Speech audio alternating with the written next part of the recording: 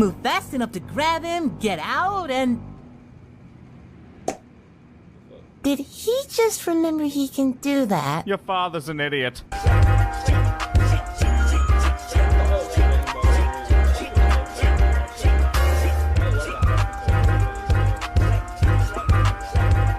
So in my most recent video, I talked about some fairly garbage / useless superpowers to have in real life, but today I decided to be more positive and talk about the good side of having certain powers. So to get away from all that negativity, we're going to be going through some of the best superpowers, why they would actually be useful to have in real life, and more importantly, why they'd be more useful than certain other abilities. Now if I'm being honest, for me personally, if I were to get superpowers, I'm only going for two routes. I'm either going to be mad low-key with my powers and use them as a convenience, or be the symbol of peace for everyone. There's not much of an in-between. As I've said before, I'm not going to be some madman supervillain going around murking people for fun, so a power that's purely based on lethality is practically useless for me and most people in general. Understanding these factors, the first power we're going to be talking about is teleportation, and I feel like most people... See, he don't realize, bro, if I had teleportation, I could still be a villain.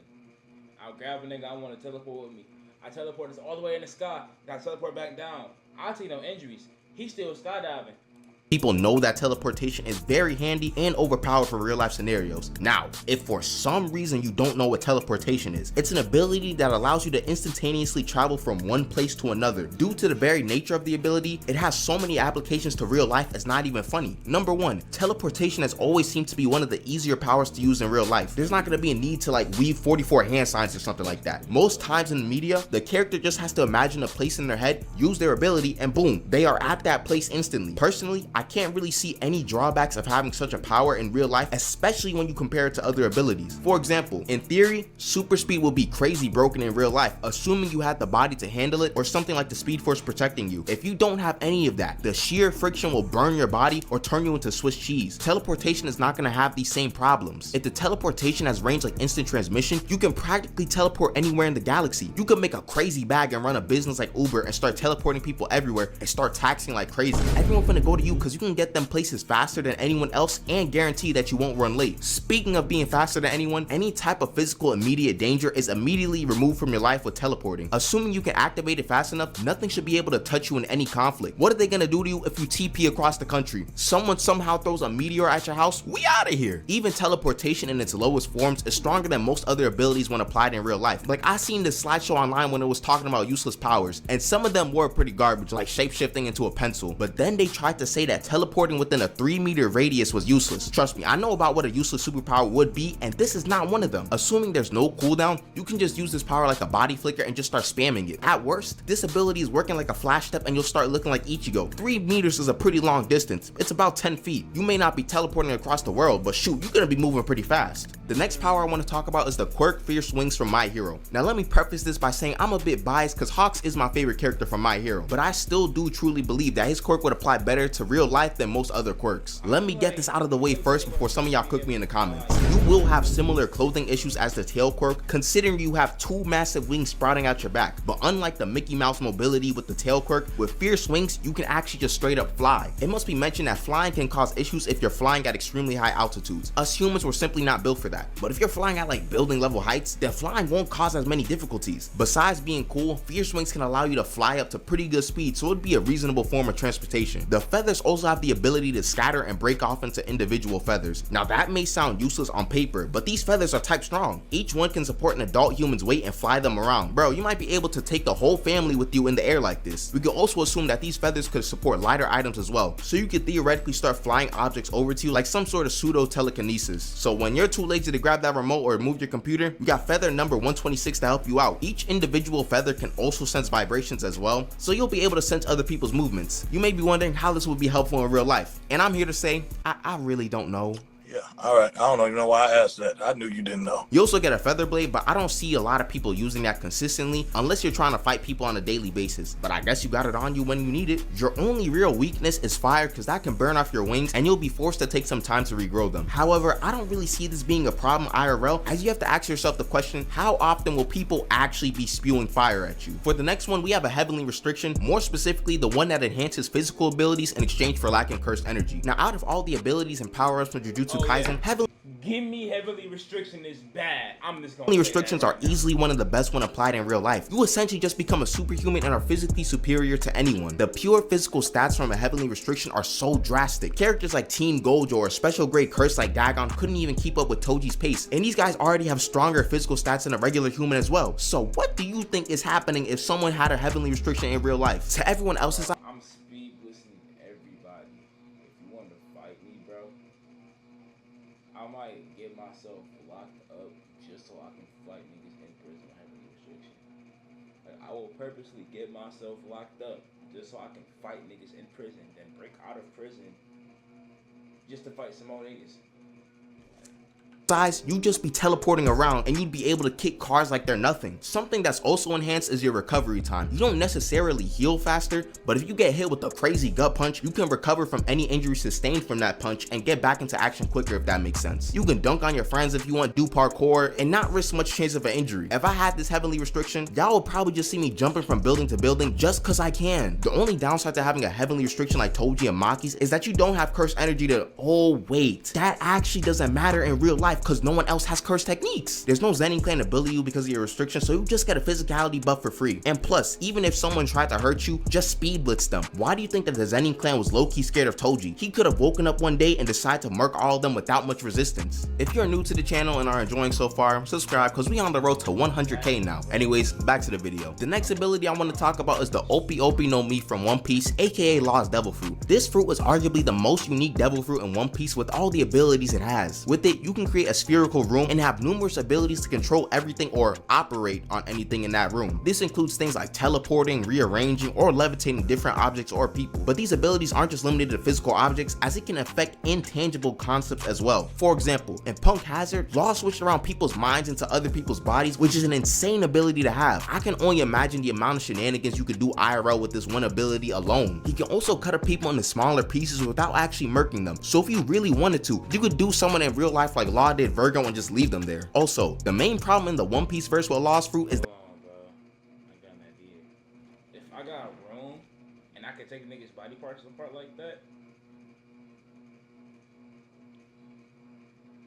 room, shambles. I'ma shamble their butt towards me with their body. I'm had their body like crucified on the wall like this. And I'm just had their cheeks. And I'm just start going crazy with their shit. While they just like this staring at me, demolishing their shit. I'm just hang. Like that shit would be tough.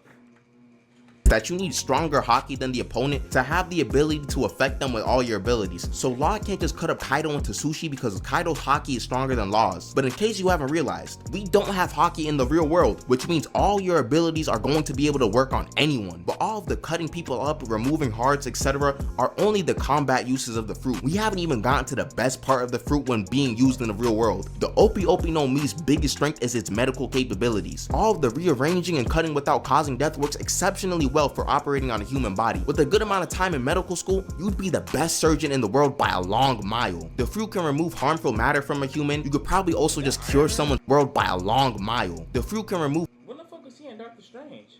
harmful matter from a human. You could probably also just cure someone's cancer with relative ease. The most difficult of transplants that take hours upon hours of time could take like 10 minutes for you. Lost limbs would also not be a problem considering you can just reattach them like nothing. The sheer versatility that comes from this fruit is unrivaled. Mind you, this is all things you can do without an awakening. You'd easily have one of the biggest impacts of all time on society, and you'd be making dumb bread doing it if you decide to move like that. Best believe I'm yelling every chance I get with this fruit. This fruit will probably be one of the few powers where I'm able to violate people without actually violating them. Say some idiot tried to rob me late at night in the park. I'm not gonna lie, I'm gonna pull a kilo and take out their heart. I know that sounds wild, but people are crazy nowadays. They got whole Zompak toes in London, so I gotta do what I gotta do. Plus, taking away someone's heart and being able to give it back to them is a way better and more reasonable option than just burning them on the Nah, I rather take my arm and punch it through their chest and take their hand like this. I mean, take their heart like this and watch it pound and then squeeze that bitch and start drinking the blood. spot in a puddle of lava, like a certain someone who has probably murked more of his allies and civilians than actual pirates. I'm getting ahead of myself, let me calm down. The only issues I can foresee with this route is that the government will most definitely track you down. But to also be fair, we're already getting tracked by our amazing and wonderful FBI agents who do nothing wrong ever. The last power I wanted to talk about is being super rich and having access to all the advanced tech in the world. Basically like a Tony Stark, T'Challa, Bruce Wayne type of situation. But Olama-sama, being rich isn't a superpower.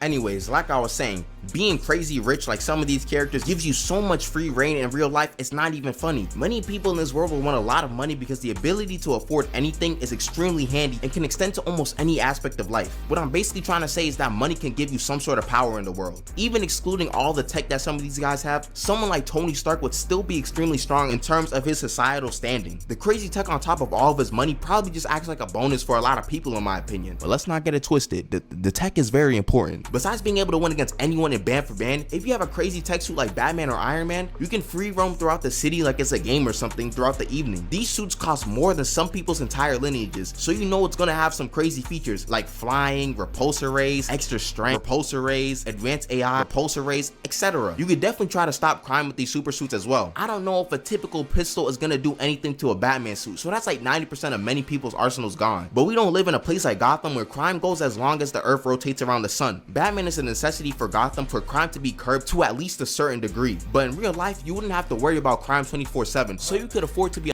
In real life, I make my own crime. I make my own crime. I disguise myself as the Joker and then just start doing some crazy shit. Like, nah, I just tell myself Joker. Kill niggas. Make niggas, you know what I'm saying? Yeah, Joker! Joker! I have little niggas serving me and shit. And then I dress up as Batman at nighttime and just go crazy.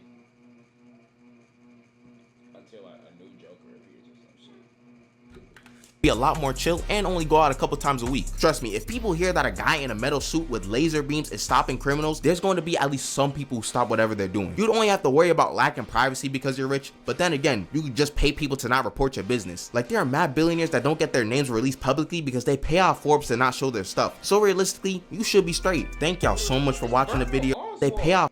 Or Bernard Arnault. Who was that? You just pay people to not report your business. Like, okay, no, I just don't know Bernard. I know Jeff Bezos and Elon. And the rest of them. there are mad billionaires that don't get their names. So much for watching. There should be more videos to come in a week or two. With that being said,